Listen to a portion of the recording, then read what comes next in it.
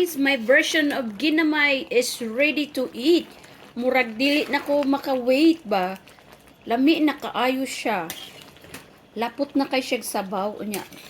Sakto kay siya mga sagol ba. You see this one. So ito na. Tapos na. So I put additional water a little bit kasi kanina parang kunti ang tubig. So this one is okay now. Ready to eat na mga silingan akong friend nga Bisaya. Ready na ang ating ulam. Karon guys, magluto kog binisaya nga ginamay. Ang tawag sa amo ginamay. And I think sa mga taga Manila, sa Tagalog, they call it menudo.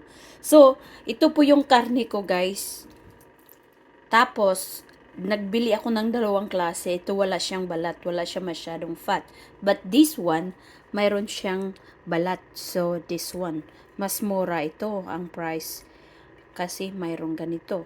Pero, para kasi may flavor din. At saka, itong atay natin, frozen, gi-defrost ko pa eh. And ito pong mga ingredients, may butig tayo, sayuti, of course, ating garlic and onion. And then, ito yung mga nasa lata, guys.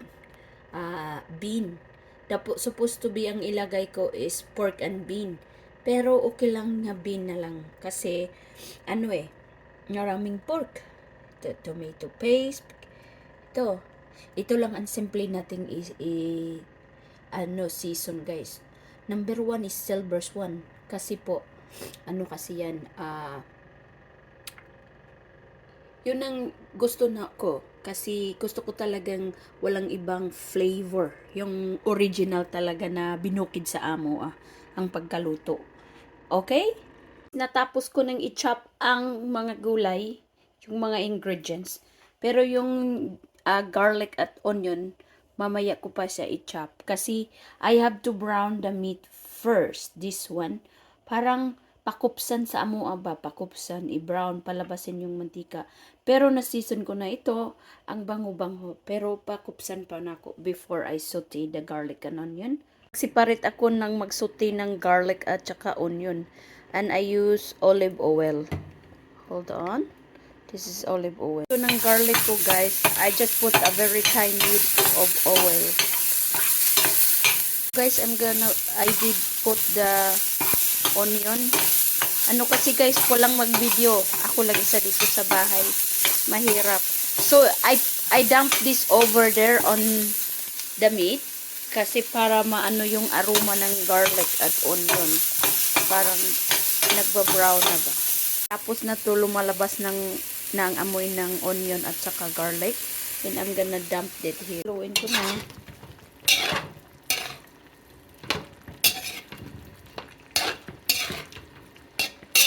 Then i-dump ko na yung atay din. I'm gonna pour it here. Atay ng baboy. Ako na po na siyang ibubo dire. Then maybe 3 minutes. Let it soak for 3 minutes. And then I'm gonna pour a little bit of water para lumalambot sila. Lagyan ko ng dahon ng L'Oreal. At ihalo-halo ko din. Mahirap mag-video pag ikaw lang, no? Okay. Nilagyan ko ng tubig ng konti para ito ay maging malalambot. Guys, tingnan na natin. Medyo malambot na eh.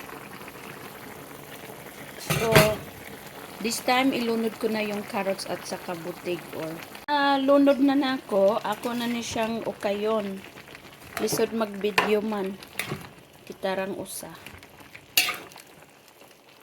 Then, I let this set for 3-4 minutes. Ilunod ko din ang sayuti at saka bell peppers. Yun na. Mga langga, akong nalunod na ang sayuti. So, ako na siyang ukayon.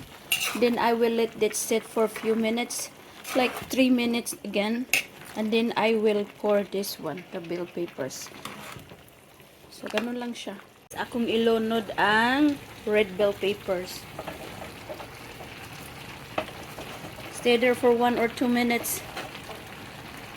And then, we are going to put the beans. Ilunod na nako ang mga beans o ang green peas. So, ato na din siyang ihalo-halo.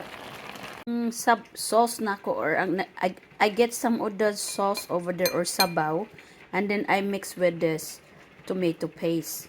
Tapos I'm gonna pour it there. I pour this now and ihalo ko. Parang lagyan ko ng a little bit of water kasi parang walang sabaw.